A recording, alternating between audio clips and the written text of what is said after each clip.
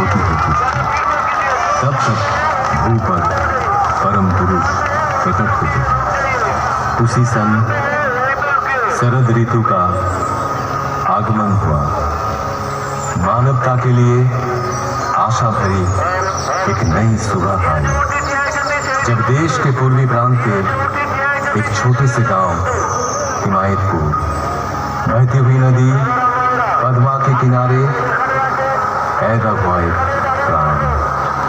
भले बुरे के विचार से विध्वस्त धरती को राख दिखाया, आए मुक्ति दिलाने। अचंभित रह गया हर कोई जब जन्म लेते ही खिलखिला कर हंसने लगा बच्चा।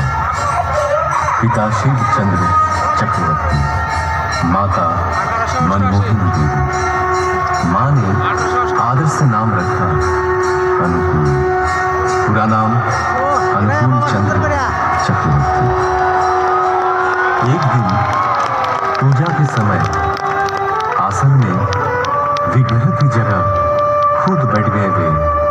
डांट फटकार मिली तो कहे, पुकार तो रहा था वो मुझे।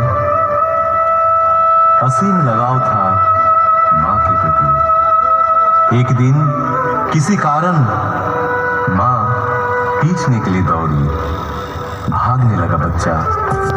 पैर में चुभती हुई गर्मी का एहसास हुआ। ख्याल आया, ऐसे ही मां का पाँव भी तो चलता होगा। रुक गए, थम गए। पिटाई पड़ी, इससे भी उनका हृदय आनंद से ही भरा था मां के लिए। उम्र बढ़ी, ज्ञान विज्ञान के अनंत आधार पाठशाला पहुंचे, जहां दुनिया में एक के जैसा हूबहू एक और नहीं। वहां सिखाया जा रहा था एक और एक दो नहीं मान पाएंगे। और क्या, हम साधारण मानव पीछ तो सकते थे उन महाज्ञानी को। बारिश का एक दिन, गहरी एक खाई, डूब रहा था एक बूढ़ा प्राण। बचाव के लिए पुकार रहा था हाथ बढ़ाए हुए। जीवन बचा तो बूढ़े ने बोला, क्या तुम ही मेरे अल्लाह हो? जिंदगी भर ऐसे अनगिनत हाथ सहारा तो खोजते रहे उनका ही। उम्र और भी बढ़ती गई। पिता की इच्छा से पहुंचे कोलकाता डॉक्टरी पढ़ने। शहर में बिगड़ सकता है बच्चा, इस एहसास से घर से पैसा तंगी से ही भेजा जाता रहा। बड़ी कठिनाइयों से गुजरे वे दिन।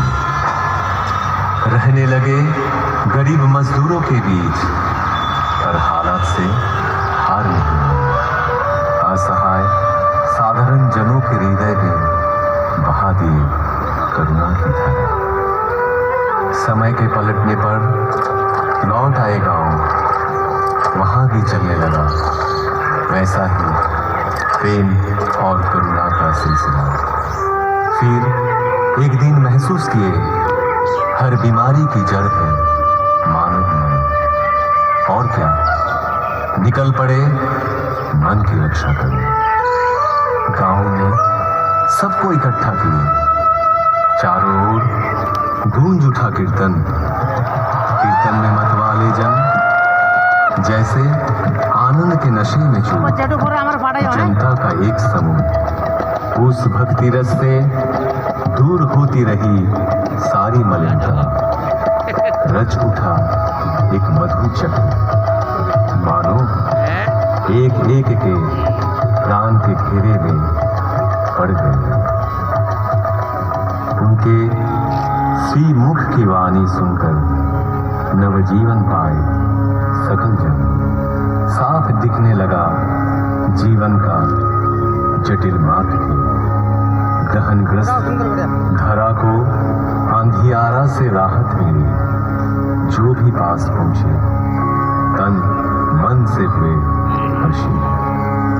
हर एक जीवन की पटकथा परिवर्तन के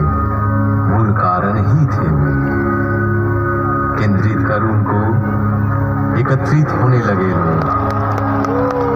आए अर्थार्थी, ज्ञानी, जिज्ञासु, संत भी पहुंचे, दुर्जन भी, त्यागी, संसारी, धनी, निराश्रय, निरक्षर, सब आते रहे आशा की किरण में परिस्नात होने। रचा कर्मशाला, रचा ज्ञानशाला, आपूर्ति के लिए आनंद बाजार भी। आश्रय पाने आकर प्रश्रय ही मिला हम सबको बेहतर जिंदगी की ओर। उनको घेर के जो मंडली तैयार हुई है उसे सब पहचानने लगे सत्संग के नाम से। ऐसे ही एक दिन अचानक उस गांव का सब कुछ पीछे छोड़ कर्म भूमि की हर कुछ त्याग चल पड़े पश्चिम की ओर, पहुंचे देवघर। साल भर बाद आई देश विभाजन के हलाहल से ग्रसित राष्ट्रीय स्वतंत्रता। अनगिनत घर बिखरे, अनेक प्राण बिछड़े, निराशा के वक्त कितनों को शरण दिए वे। शुरू हुई वही कहानी दोबारा। महामानव की लीला का अंतिम पर्व देवघर में ही हुआ समाहित। जो रहे उनमें समाहित, जो रहे उनमें मगन,